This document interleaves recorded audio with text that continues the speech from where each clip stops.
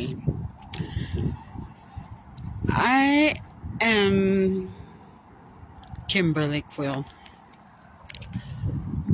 I'm a native from the Yakama Reservation, Toppenish, Washington, where I recently lived for a year with people that held me captive, abused me in every sense of the word.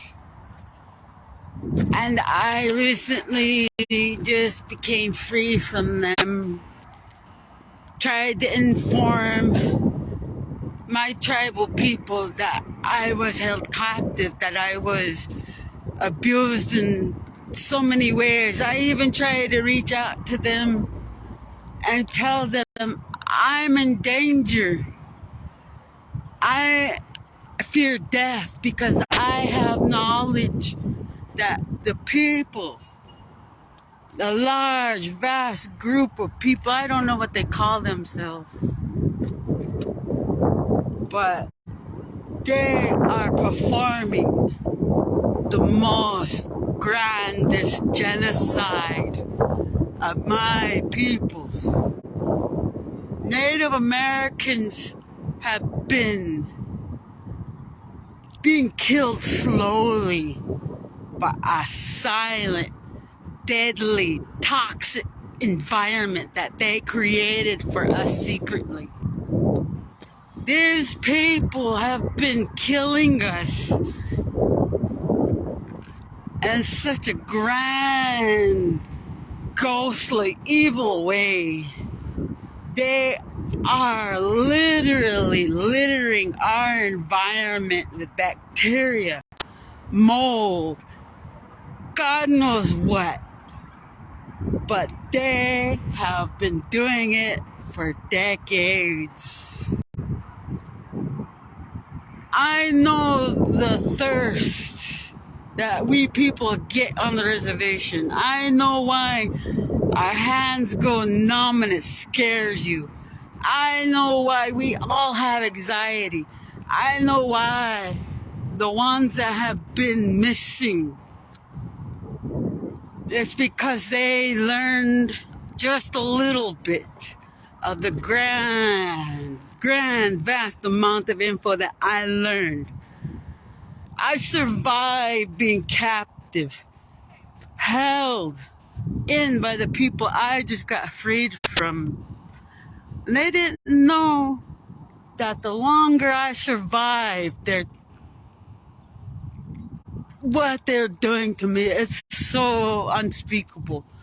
But I'm happy I'm alive, and I was so afraid of just how much they are in control of everything. They can make sure a Native American gets no help from nowhere, from any office. They're policemen, they're tribal councilmen, they're natives who know what's going on. There are people of Yakama Nation that work within our agency that know what's going on to us. I know because they showed their faces to me, and I know when I confront them, they are so utterly afraid of the info that I hold, of how many deaths are on their hands. And I know that me being brave enough to do this live video, I don't care how many people hear me now, but my message is so important. I fear death now, standing where I stand. And I know for a fact I'm trying to tell you the most important things you must know so you know this is real. There's so much to be found out by the ones that need to find out to stop this. I know my message now. I speak for the ones that are missing, all the natives within this nation. I speak for the ones that know, like me, come out and speak and say, I know too. And I know that for the fact that I have strength enough to know that by doing this now, I'm saving thousands of lives. They don't not just killing just natives. They're killing native people who love us, people who live with us, people we marry that are not native. And I want you guys to know it is real. And I know for a fact they control the fucking weather. Every native that leaves this county into Kittitas County, it rains like cats and dogs. You know why? The toxins that they drown us in is on everything. Our skin, our vehicles, we are covered with it so thick. They have to make sure they control the amount of filth that enters their county, Kittitas County. You hear me? That's how they protect themselves.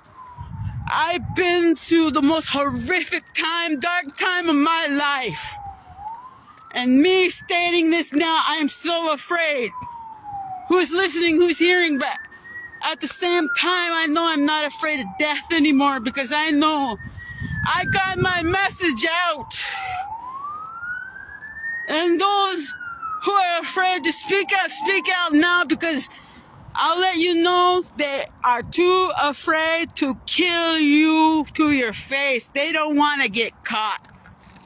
That's why those like me who learn what we know, that's why they disappear. You know, there's Native American bodies that are being found in pieces. If we were not Native American, of another race, but the vast amount of deaths and missing people, there'd be FBI all over this area every 20 feet. You hear me?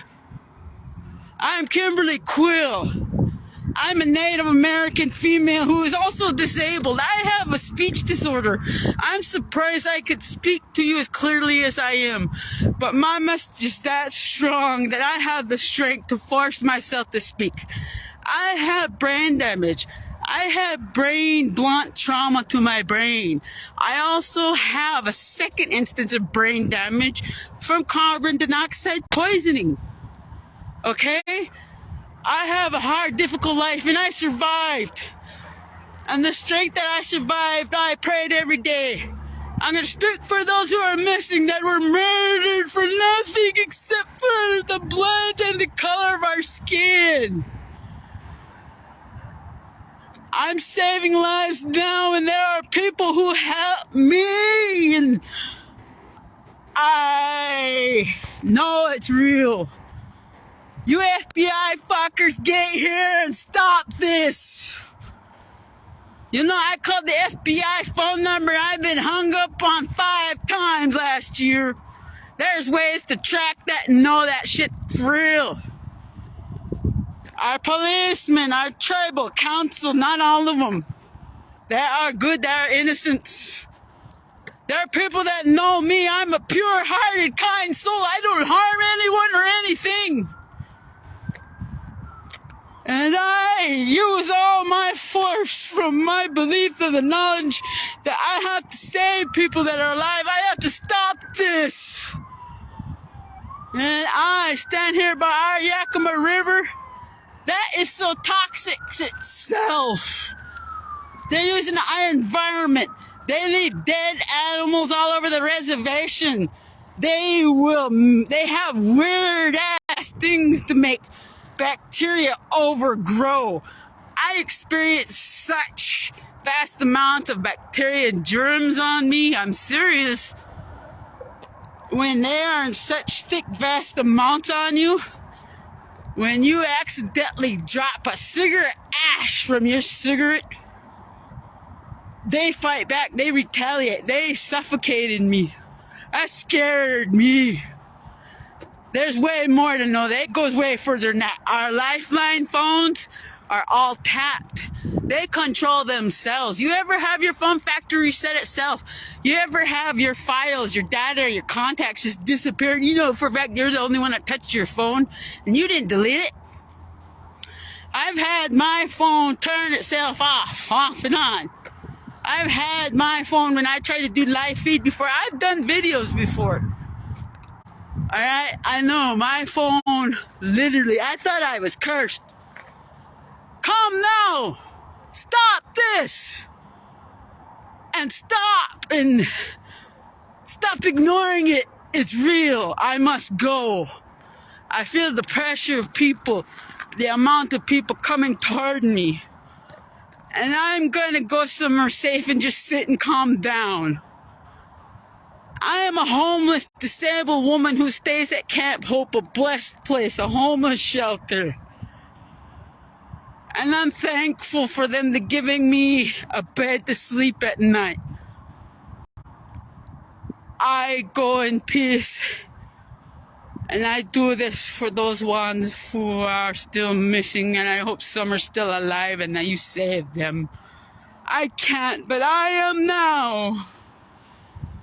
Massive. Oh my God, I'm coming, just how to stop.